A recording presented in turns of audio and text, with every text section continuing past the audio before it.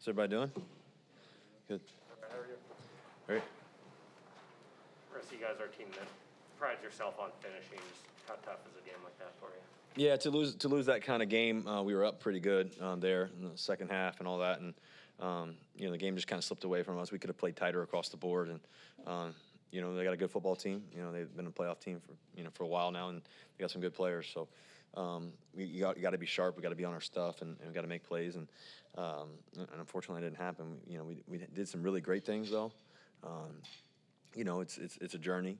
It's not don't get to the championship overnight. It takes a lot. But we could have handled that game. We could have played better, and that's really it. Did they do anything differently the second half at all, or something it was a little bit harder for the offense to get going? Not really. I mean, they really had the ball once in the third quarter. I think it was once in the third quarter, right? Yeah. So we had the ball once in the third quarter. They had the ball for quite a bit. I think they were trying to play the game slow, in a way, and we got the ball once in the third quarter, and then the fourth quarter we hit Freddie, and then they answered back, and that was kind of the end of the fourth quarter in a way. Next thing you know, we were in overtime. We had some unfortunate penalties, had some things that were some good plays, and this and that on both sides of the ball, and it just didn't work out our way on those, and that's just part of the game. We still got to stay poised. We still got to answer. We still got to find a way to win.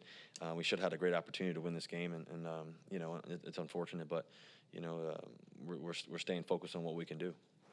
Russ, you guys had a great drive at the end of the half, 75 yards in less than a minute. Yep.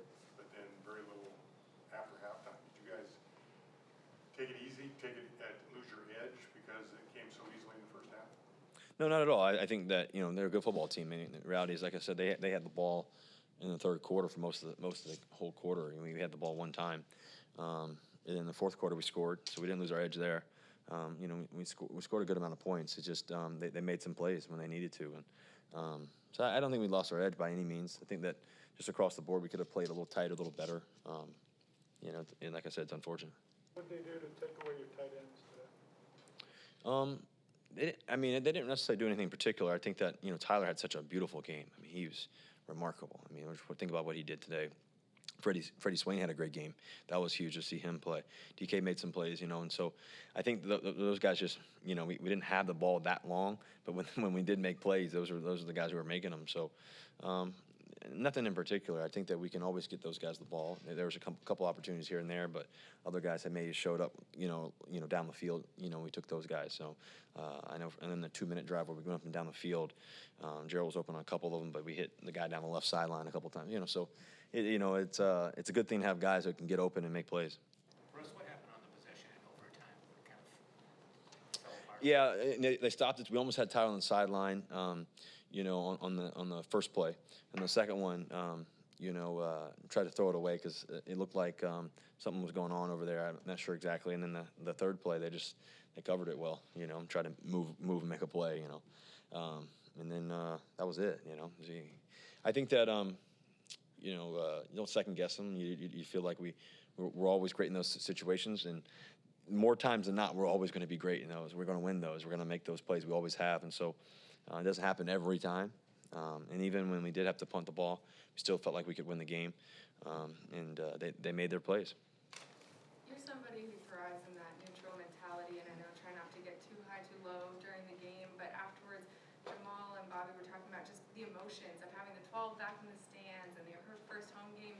Did you feel like there was an element of added emotion on the sidelines that could have led to that, like, undisciplined shooting yourselves in the foot that you guys are talking about? That's a great question. I mean, I felt super poised. I felt like we were poised for the most part throughout the game. I mean, obviously, it's a football game. It's going to bring emotions and stuff like that, but you got to eliminate them. Got to be able to eliminate them throughout the process, but still play with great passion.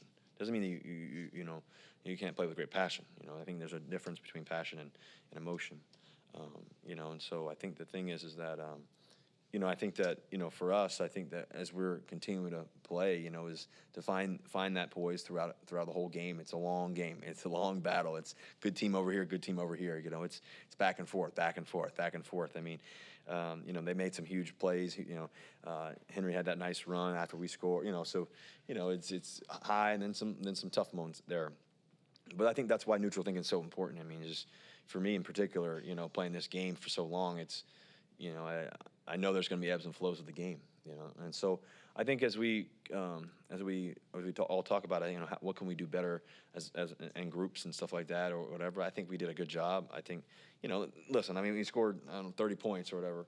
You know, there's a chance to win that game, you know, and they made some plays. You know, that's really what it comes down to. A good football team against us, and we're a good one too. We knew it was going to be a battle.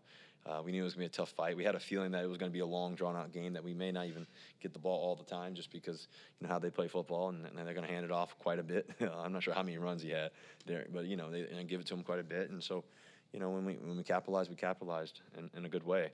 But Chris Carson, you know, had those 2 nice runs down near the goal line, which was great by offensive line, powering that in there.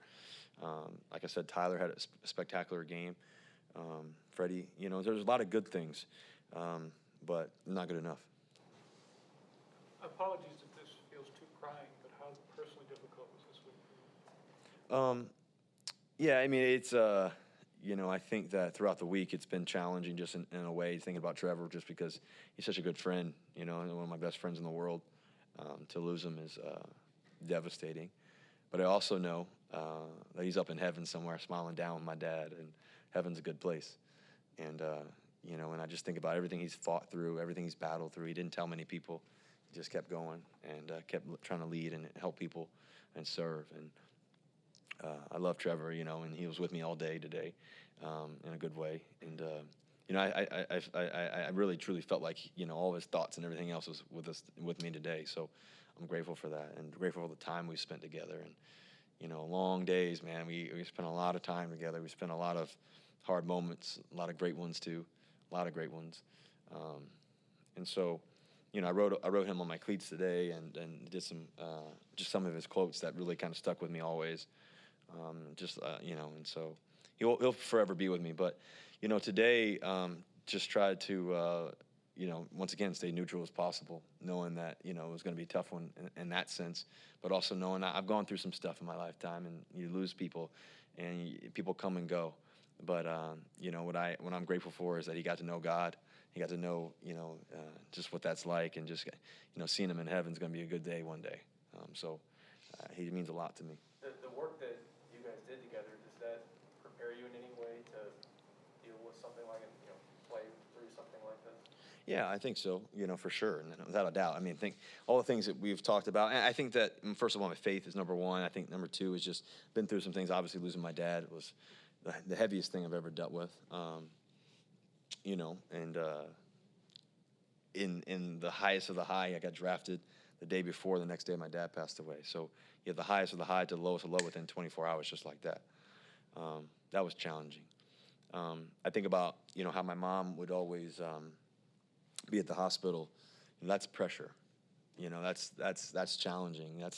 That's not easy. You know, I think about all the things that just you go through throughout life, that we all go through, you know, and we all go through different circumstances in different ways. And what I think is so important is, you know, surrendering and surrounding around the right people. And that's the thing that's always kept me, you know, you know, blessed, and knowing that, hey, you know what, there's going to be a better day ahead. And that's what Trevor always said. He used to always say the best day is ahead, you know, best days are ahead. So I really believe that. And so in life, I think that we're going to go through all these circumstances and everything else, but we all have challenges and everything else. But I do believe that our mindset's everything. How we think about things, how we talk about things, our language. You know, Trevor, you know, his language is such a big part of it. You know, how what we say, what we don't say. That's part of the battle all the time. You know, it's like what we don't say sometimes. You know, and how do we speak to one another, and how do we care for one another? How we uplift one another, and you know, even as you're going through life things, but even as a team, you know, as leaders, like, what do we say? How do we say things like that? And so that's why I've spent so much of my time and energy around that, because that's something that I know I can control. You know, it's something that I know I'm going to go through obstacles. I know there's going to be adversity, but if I can control my mind, you know, that's the part that I really believe is really key. And so that's why I control my language, and making sure that, hey, I'm on the same page, and the people that I'm around and all that. So I think that's really critical, and that's why I've invested so much time and energy and limitless mind, all that stuff. You know, it means something to me. Anything else?